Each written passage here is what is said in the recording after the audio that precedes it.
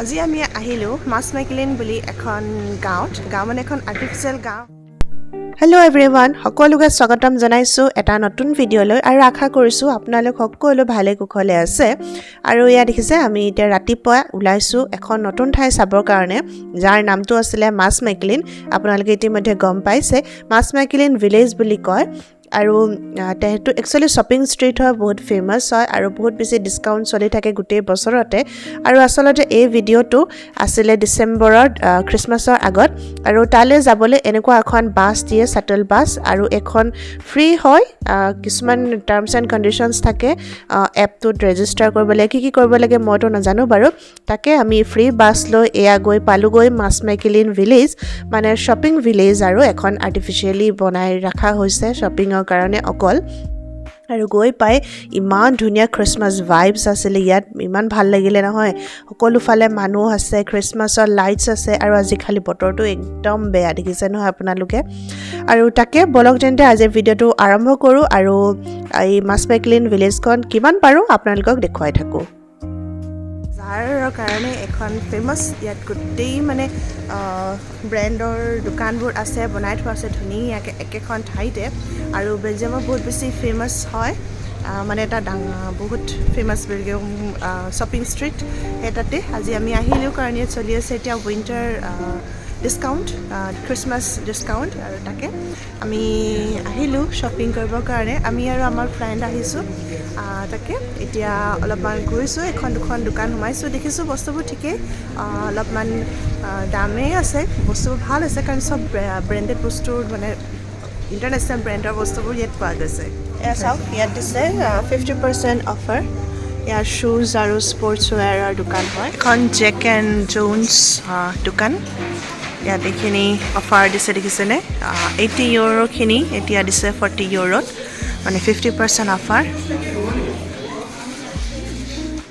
আৰু এয়া বাচ্ছা পাৰ্টি তিনিটা লগ হোৱাৰ কাৰণে কিমান যে ফূৰ্তি ইহঁতৰ, দেখিছেনে। চিপছ খাব দিছোঁ আৰু সেইকাৰণে বাহিৰতে বহি থাকিব দিছোঁ, আৰু খিৰিকী দি এফালে চাই চাই আমাক ধেমালি কৰি আছে। আৰু ইমান ধুনীয়াকৈ মানে খ্ৰীষ্টমাছৰ ডেক'ৰেশ্যন কৰি থৈছে, সঁচাকৈ ইমানেই ভাল লাগিছিলে নহয়, ইমান ধুনীয়া ধুনীয়া। আৰু চবতে আমাৰ ফটো ছেশ্যন, ভিডিঅ' ছেশ্যন হৈছে। আৰু এয়া হৈছে মেডিকেন পিছ, এটা সৰু চুচু কৰি থকা ল'ৰা, এইটো হৈছে বেলজিয়ামৰ চিম্বল, প্ৰতীক বুলি ক'ব লাগিব। আৰু এই ভিলেজখনত মানে শ্বপিং ষ্ট্ৰীটখনত একচুৱেলি ক'ব গ'লে ইমান ধুনীয়াকৈ মানে বনাই থৈছে নহয় দোকানবোৰ, আউটলেটবোৰ, সঁচাকৈ বহুত চাবলগীয়া এখন জেগা। এনেই আহিলেও মানে চাব পাৰি, শ্বপিং নকৰিলেও একো প্ৰব্লেম নাই। আৰু ইয়াৰ এটা এটা বস্তুত ইমান বেছি হেভি ডিছকাউণ্ট, মিনিমামটো 50 মই চবতে পাইছিলোঁ, সেইকাৰণে চাই ভাল লাগিছিলে। কিন্তু ইমানে মানে ইণ্টাৰনেশ্যনেল হেভি ব্ৰেণ্ডছ আছে, চব আমি হেৰি কৰিব নোৱাৰোঁ, এফৰ্ড কৰিব নোৱাৰোঁ বাৰু। আৰু এইটো চেণ্টাৰ এটা ঘৰ বনাই থৈছে তেওঁলোকে, এতিয়া টাইম হোৱা নাই, ইভিনিঙত আহিব বোলে। আৰু সেইকাৰণে আমি শ্বপিং যিহেতু হৈ গ'ল আমাৰ, আমি ওলাই গ'লোঁ অলপমান বাহিৰত, পাৰ্ক এখন আছিলে তালৈ যাব বুলি। আৰু বাহিৰত যে কি ঠাণ্ডা, মানে ইমানে বতাহ মাৰিছে, ইমানে ঠাণ্ডা, আৰু মাজে মাজেতো সৰু সৰু বৰফো পৰি আছিলে, বৰষুণ।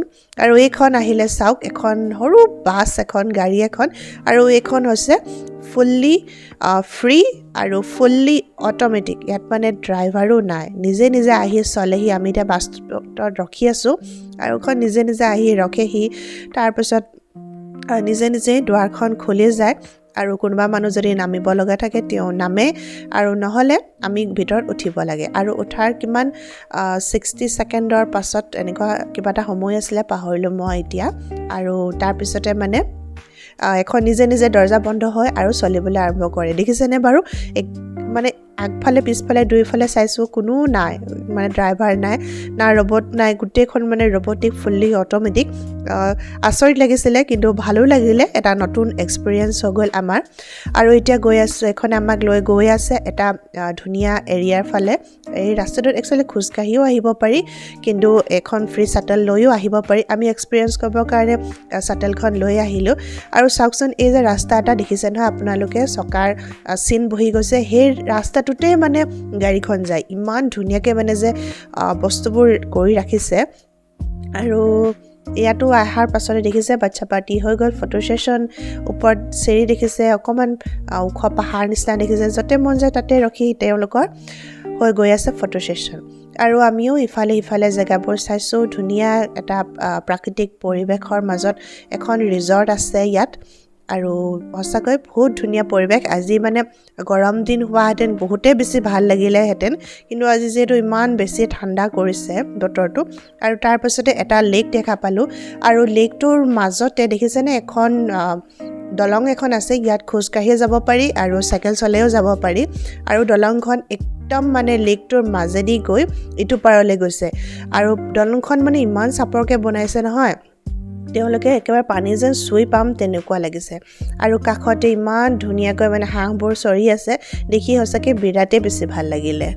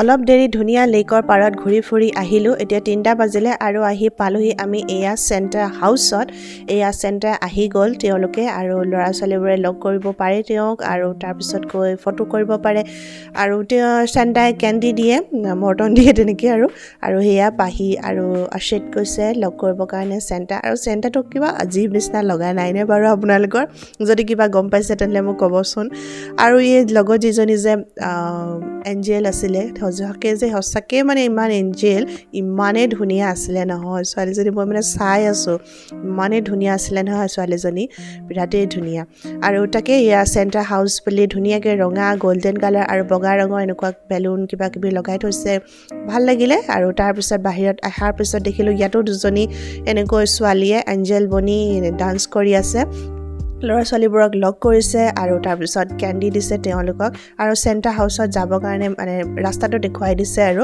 তাকে ভাল লাগিলে আমি আহিলোঁ আৰু এনেকৈ ধুনীয়া এটা দিন ইয়াতে পাৰ কৰিলোঁ আমি তাৰপিছত আৰু এখন দোকানত সোমালোঁ এখন অকল মানে খ্ৰীষ্টমাছ স্পেচিয়েল দোকান হয় তাতে সোমোৱাৰ পিছত ইমানেই ধুনীয়া ধুনীয়া কিছুমান ডেক'ৰেশ্যন দেখা পালোঁ নহয় সঁচাকৈ ইমানেই ভাল লাগিলে নহয় মানে এনেকুৱা লাগিছিলে যেন গোটেইখিনি যেন লৈ লওঁ নিচিনা কিন্তু জানেনে ইয়াৰ মেক্সিমাম বস্তু মানে গ্লাছৰ পৰা বনোৱা যিমান পাৰোঁ সেইখিনি মাত্ৰ চাবলৈহে চেষ্টা কৰিলোঁ আৰু কাৰণ যিহেতু নিবলৈও দিগদাৰ হ'ব ইমান এনেকুৱা বস্তুবোৰ আৰু তাকে ইমান ধুনীয়া ডেক'ৰেশ্যন কৰি ৰাখিছে সকলো ফালে যিমান পাৰোঁ ফটো কৰিলোঁ ভিডিঅ' কৰিলোঁ